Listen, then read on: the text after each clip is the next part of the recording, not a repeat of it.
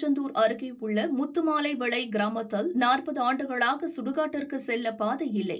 இதனால் இறந்தவர்களின் உடலை வாய்க்கால் வழியே தண்ணீரில் சுமந்து செல்லும் அவல நிலை நீடிக்கிறது. பலமுறை அதிகாரிகளிடம் மனு கொடுத்தும் தீர்வு கிடைக்கவில்லை என கிராம மக்கள் குற்றம் சாட்டுகின்றனர்.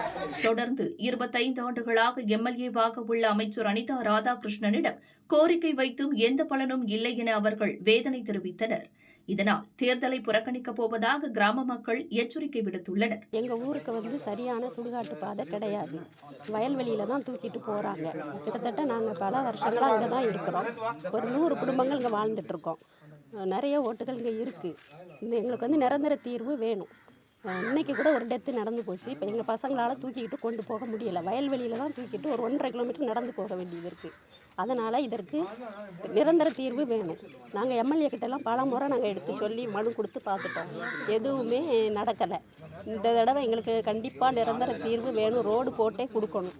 அப்படி இல்லைன்னா அந்த தேர்தலை நாங்கள் எங்கள் ஊர் மக்கள் அனைவரும் சேர்ந்து புறக்கணிப்போம்.